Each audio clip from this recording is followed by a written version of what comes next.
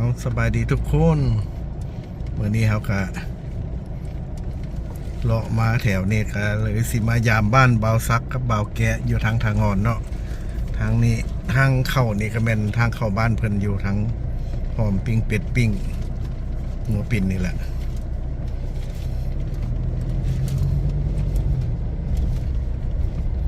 บ่ฮู้ว่าเพิ่นสิอยู่บ้านหรือบ่ก็บ่ได้โทรมากกว่าก็ได้ว่าหักรถเข้ามาโลดนี่เป็นบ้านเพิ่นอยู่เด้อนี่แหละ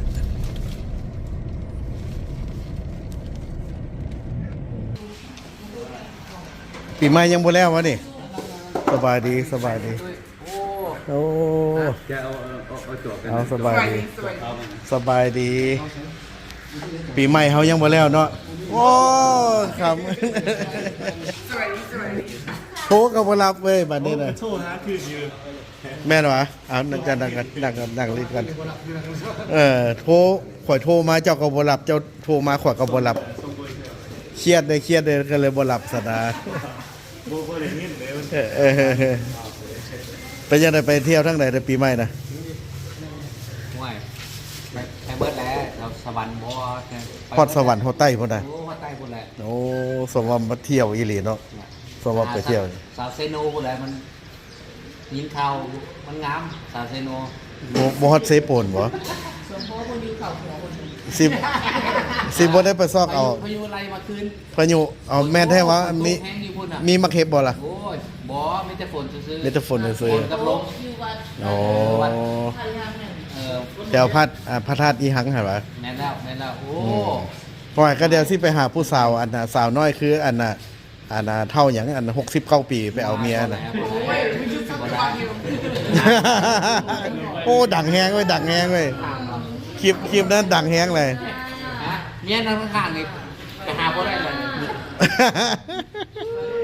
ต้องย่านผู้อยู่บ้านแน่เนาะอ๋อบริยานเกรงใจซื่อๆเก่งใจซื่อๆโอ้คักเลยน้องสายนึงคักเลยว้าผู้สาวเด้ซะนะผู้สาวเด้อยู่บ้านบ่มานำวะอยู่นี่บ่เห็นอันนี้สาวอยู่นี่เราจะมีการอยู่ใกล้ๆกันเลยนะอยู่แถวไหนอยู่เฟรชโนเจ้าก่อยอยู่ฮาวาย โอ้อยู่ฮาวายพุ่นน่ะอ้าวแม่นอยู่ฮาวายคือว่าอยู่เฟรชโนบ่แม่นบ่มีแต่ไปเล่นซื่อโอ้ให้ก็เว้าจะอยู่เฟรชโนซิล่ะแคลิฟอร์เนียให้ก็เว้าไปน้ำคนเฟสโนหลายเขาก็เลยว่าคนเฟสโนน้ำกันบัดนี้นะยังว่าแล้วอ้าวก็บ่เจอจักเทื่อซิเนาะบ่ได้มาโดดเลยเด้ว่าสิไปยามบ้านใหม่กินคำจะได้เห็น YouTube ลงนั่นน่ะแม่ยังเซาหลังบักใหญ่แท้จบหน่อยร้านอาหารเลยโอ้มีสิเฮ็ดธุรกิจเป็นร้านอาหารมีการมีอาหารก่อนเลยเคยเฮ็ดร้านอย่างร้านไทยร้านลาวร้านแม็กไทยโอ้ยกูดไอเดียพักเข้าพักไทยโอ้ยบ่ธรรมดาเป็นเชฟคุกพอมาได้เลยเชฟเขาใส่วัดเป็นก็มีเชฟญี่ปุ่นแล้วก็เฮ็ดกินเทสเนี้ยแบบอ๋อเฮาสิได้มาซีมแล้วซั่นเอาสิเฮ็ดซีมือเฮาแล้วเฮาสิให้เพิ่นเฮ็ดซีมือเพิ่นเอาเทสเอาซีมือเข้ากันสมทบกันแม่สมทบกันยังสื่อคลิปนี้มาเนี่ยเดือนบายอยู่เฮือนหันแม่นเซาหมดเลยแล้วว่า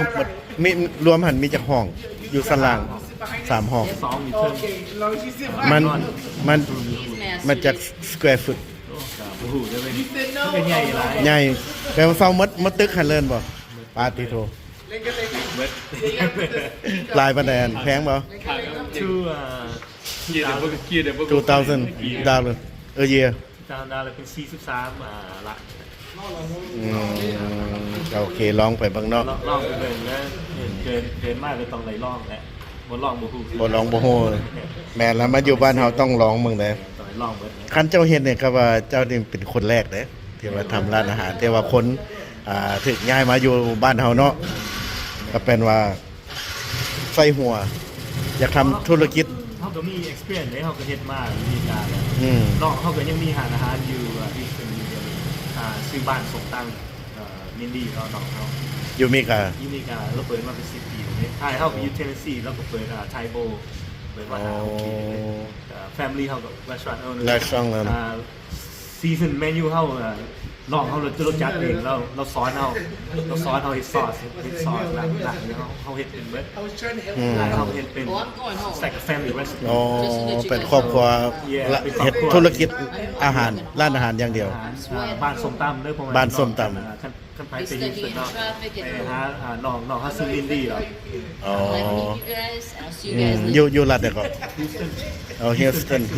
เท็กซัสเนาะ โอ้บ้านเราหาเรากำลังได้เรา แล้วบัดนี้ but it's mainly because that's มี not our car. แนวคิดมีหัวคิดที่ว่าสิใส่ซื้อร้านอาหารอย่างอยู่ลาวเฮานี่ ซื้อฟู้ดทรัคใส่กับแคมยำใส่แคมยำ แคมยำ เราซื้อแคม อร่อยมากอร่อยมาก ยำอะไร ไอ้แกได้สิใส่ร้านอย่างใส่ซื้อร้านอย่าง That's fine because I'm trying to be nice and polite. Car. คันเปิดร้านนี่สิใส่ซื้อร้านอย่างแก ไอ้แบบแต่แบบนี้แต่แท้ไอ้ยันใส่ซื้อหันไม่ขาดแบบซื้อแค่บ่เกิน ซื้อแฮมเบอร์เกอร์ ซื้อหันได้บ่เกิน Yeah, but he doesn't get to come out. ตั้งอยู่ โอ้คันเปิด คันเปิดร้านอาหารแฮมเบอร์เกอร์ เบอร์เกอร์นี่มันหาของยากยูโกลูสลาดที่มาช่วยเขาไปเมืองไทยไป มันก็ต้องไปไทยเพื่อได้ไปเอาเครื่องอยู่ไทยเลย มีกาเลย แม่นเครื่องกรองอยู่เราส่งมาเลย It's good. You could waste a lot of money just แต่ try. เดือน Gibson Market. I think he goes to เขาเป็นคนนำมาส่ง to Thailand all the time. Plus gas and ครับโอเวยังแต่ว่าให้เขาเจ้าแครี่เขาก็ให้เขาเจ้าเล็กๆน้อยๆแต่พวกเจ้าไปบ่ได้เด้ but every day, every day ทุก living มื้อ about พุ่นน่ะ พวกใครทุกเขาเนาะ บ่ไปยัง พวกเขาอยู่พี่ เขาต้องเป็นซิปปิ้งให้พวกเจ้า โอเคอยู่ ขามได้ทุกมือเดือน พอได้กินข้าวฟรีนะ โอ้เดี๋ยวได้ พอได้กินข้าวฟรี เขาต้องดูเลย ว่าเอาตัวแนวสำคัญแนวมันเสร็จเก็บอยู่ดุนนะแบบสั่งเอาตัวนั้นมา เครื่องกรองเนี่ยมัน เอาเหมียนตีนะเอา เครื่องกรอง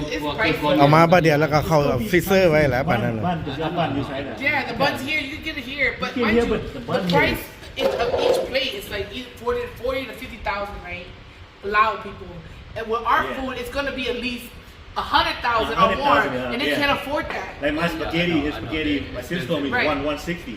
See, that's a lot. It's a lot, right? People can't No, afford it. they can't afford it. It's like 60,000 is 60, still a lot. that's- But mind you, you have to pause sight แบบนี้แหละ But inventory เขาใส่ของหลาย Man, that's why you weigh stuff out. เป็นชีสเป็น When you weigh it out, okay, you know what you can do. แบบแป้งเป็นชีสเป็นอย่างขนาดก็ไปซื้อก่อนซ้ำในน้อยนี่ประมาณนั้นนะ 3 ดอนนะซ้ำนี่นะ เขาเสีย แพปพาราจอนชีสเขาซื้อมาว่าเสร็จสเกต คันเป็นอาหารอะไรเม็กซิกันนี่อาจจะดีเลยคนลาวเฮาอยู่นี่เขาเจ้านิยมกัน โดยเฮ็ดมิกซ์กันได้ but นั่นแหละ I come แล้วสิเฮ็ดหลายแนว แต่เฮาสิเฮ็ดเป็นบ่นั่นน่ะ โอ้เฮ็ดเป็นได้นี่จะเขาที่มากินกับพวกเฮาบ่ มีโอ้ โอ้ยพวกเฮา ค นี่ น พวกต่างประเทศอยู่แล้วพอกินประชา บ่คนลาวอยู่เนี่ยนะเขาเจ้ามักกินอาหารแม็กน่ะ ถ้าว่าเขามากินมันเขา they afford it that's the issue mind you they only make so much a day man บางโต๊ะของเฮาพวกก็กินแซ่บอยู่แล้ว you know we good อเมริกันฟู้ด ก็แต่ก็เป็นแบบแนวแทบบอกได้ผมกันแทบ ซื้อนี่ก็เบิดหมดเลย เบิดทุกมื้อไหน จนชีส จังเขาว่าเฮ็ดข้าวเปียก ลงทุนใหม่มันก็จำเป็นมันก็ต้องได้ลงทุนแน่นอน ได้มื้อนี้ก็ไปซื้อมื้ออื่นคือเก่าเพราะว่าเงินมันก็หมุนอยู่ในหั่นแหละ เขาเข้าใจมันจะต้องดูชาวจะบ่ดูมันบ่ได้ไหน แต่ว่าเรื่องร้านอาหารนี่หนักเด้ลูกได้เศร้าปอดค่ำเศร้าปอดค่ำต้องซื้อเครื่องแม่นหนักเด้ If you want to Remember do I was telling yourself, you, you're doing it by yourself, you're making it your money, but mind you, what you're else gonna do you make a have lot time of for? money, What else do you have time for? and you don't have time for nothing. Nothing else. I used to run my own food truck. I know. I know you know, but now you're doing the YouTube, Now I so know. what do you want to do? You either want to do both, you can do Yeah. both, but mind you, you have I'm to. gonna do YouTube. 'Cause I have content. Okay? Enjoy. If I don't sell, I still make money. Correct. Off YouTube. So I have content. I still got. Okay, as long as you Yeah. know what you're doing. Yeah. As long as you know, That's the reason. yeah, That's the reason. as long as you I know want- what you're doing I for want you. to do it. Yeah. You know, everybody else, who cares? It's just Everybody's different. Nobody got the same mindset. Nope. So everybody think different. So Don't worry, you and me go back there. Go back where? Yeah. Go back where? Backyard where? What we doing? you wanna wrestle? Can you take her? Can you take แก her? ตลกได้ไหม Wow, fight? What we doing? I don't know what you're talking about. พวกเข้าใจนะแล้วขึ้นยังขึ้น คอมิกแน่นจื้อป่ะ Man, ก็จะเป็นจื้อแล้วตัวอืม เคยเห็นอยู่แบบบ่ได้เห็นครับนี่นะ เราไม่ได้ไปน้ำไปหลวงพ่อบางกันเราไม่ได้ไปน้ำเราไปกินข้าว กูก็เลยเคยเห็นที่เดือนนี้ผมเลย อืม ไปเล่นอะไรคือ ยังไม่เคยไปเที่ยวไหนคือผมจะยังไม่เคยไป อ้าวเขาบอกเลยได้ไปได้ไหม เปิดเอง แล้วมันบอก ไปเฮ็ดข้าวเจ็ดได้เที่ยวไหนคือแม่เส้นเราใหญ่ You know, after ไปไหม my barbecue, เกินคำก็ยังไปนอนเล่นอยู่พันสองเทือนเลย I'm a smoke food. แล้ว I'm a มัน smoke ก็นาน food. แล้วถ้าเข้าไปนั้นคือ เขาละไปฮอดตลาดเศร้าไรไปรับเอาบ่ไปหยังว่าสิจัดงานน้อยอยู่ คือว่าจะอยู่แถวบ้านเกิดคุณหมอแม่นวะ แม่น ฮะ แม่น อ้าว บ่บ้านเกิดอยู่บ้านเกิด โอ้ บ้าน คือ บ้า ว่าน เกิด คือว่าจะอยู่แถวอยู่บ้านเกิดคุณสะดอก บ่เขาอยู่หนองไฮนี่ โอ้อยู่หนองไห้นี่ อยู่เวียงนี่นะ โอ้ เขาอยู่เวียง อยู่เลย มาอยู่เลย ใช่เด้อ เขาย่านเทือกเขาไล่แล้วเขาหนีก่อนรถ อยู่ห้องใดล่ะ หอมแปดโอ้ย ตั้งรักคันเด้ ก็เข้าใจ หอมสังกะสีลงไปละหอมแปดลงไปละ Oh, that's cool. ทั้งหลังสันติภาพ วัสดุสันติภาพนั่นแหละอืมโอ้ยเอาจอกนี่ซะเดี๋ยวเอาเจ้าจอกนี้ จอดเจอได้ไงเจ๊ แล้วไอ้ก็เท่าจอกนี้ก่อนมาเอาจอกหน่อย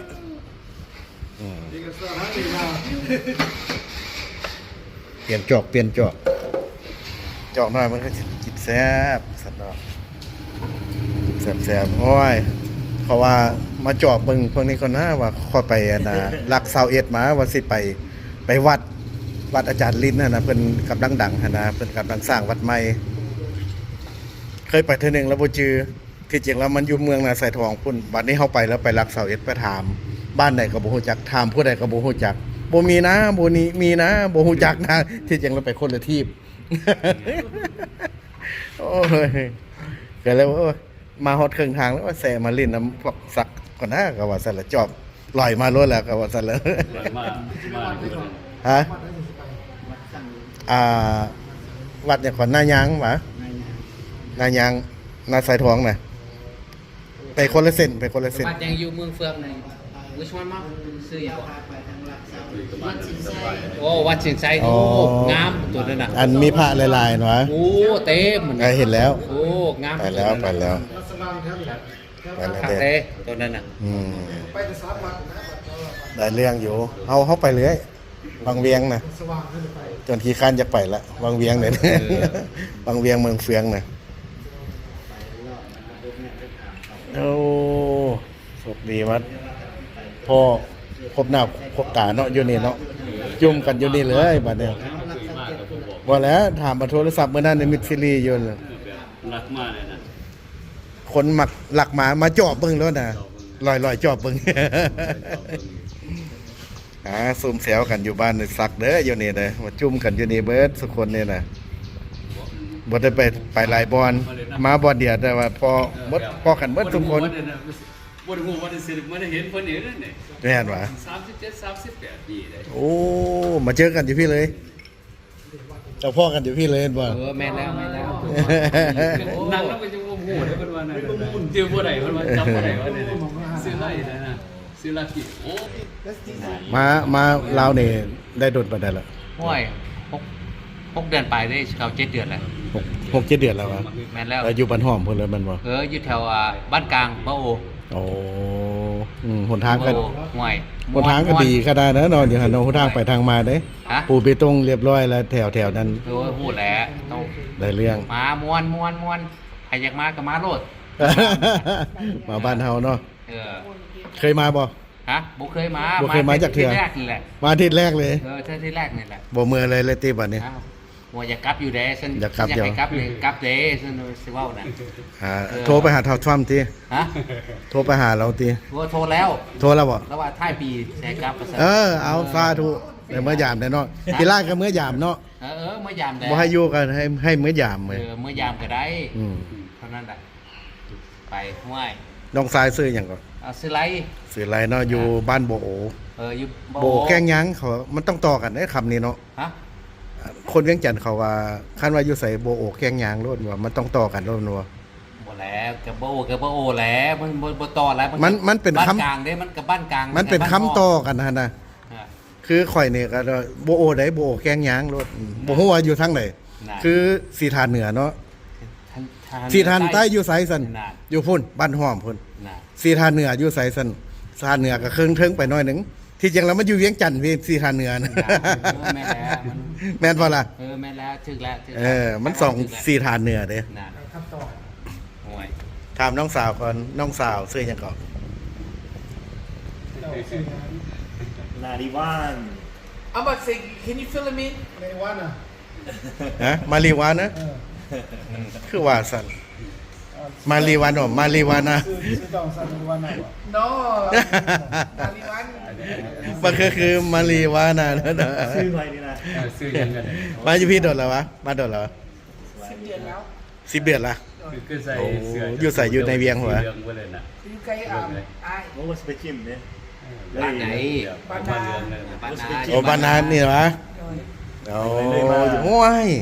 นี่ทุกคนเขาอยู่แถวเดียวกันหมด คนต้องออกใครก็ออกได้จริง บ่อย่างเดียวนะบรรยากาศตอนแรงพอดีกำลังสิค่ำแล้วประมาณ5 โมงครึ่งก็สิไปเลี้ยงงัวปินไอ้น้องเฮาเนาะพอได้นั่งซุ่มแซวกันอยู่บ้านทางอ่อนไปไปนั่งซุ่มแซวกันอยู่นอก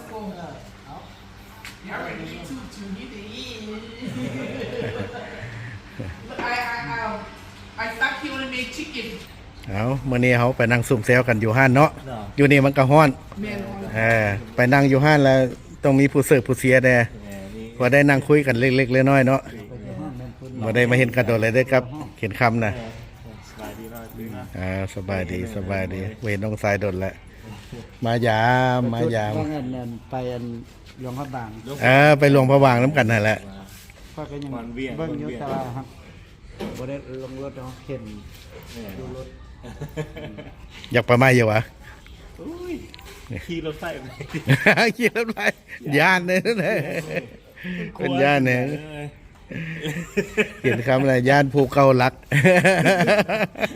บ่เคยเห็นภูเกาลักมันคาขี้ตมเลย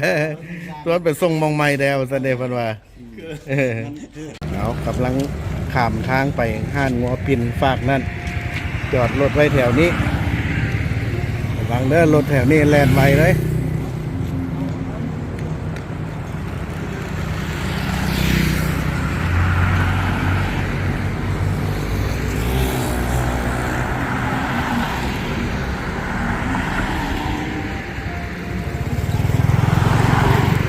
ไปแล้วบัดนี้นะ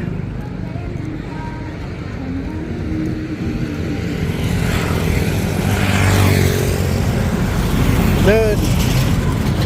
มาเด้อพี่น้องอยู่ทางงอนเด้อข้างหัวปินแซ่บๆเป็นเบาซับเบาแก่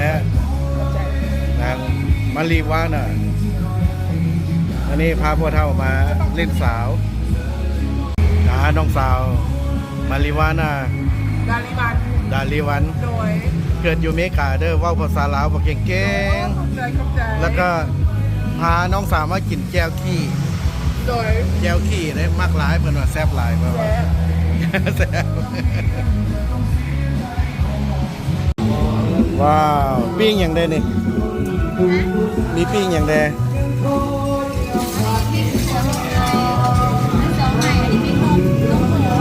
นมวัวหวะเอาปิ้งนมนมมาหนึ่ง อาจารย์หนึงนี่เจ้าของห้านบ่โอ้เจ้าคนงามเด้อเจ้าของห้านเนี่ยนะนี่คนเสิร์ฟเปิดห้านโดนแล้ววะอยู่นี่ฮะได้จากปีละ3-4 ปีโอ้โดนแล้วเนาะว่า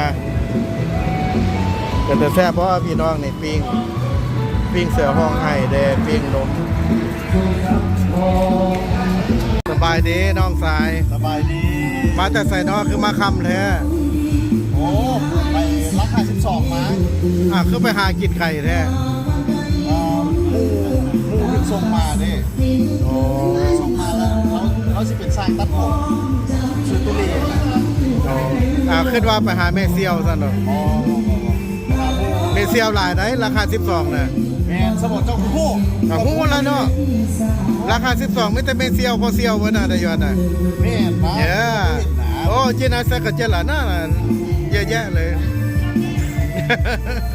บ่มีหนามี หลายบ้านข้าเจ้านั่นน่ะ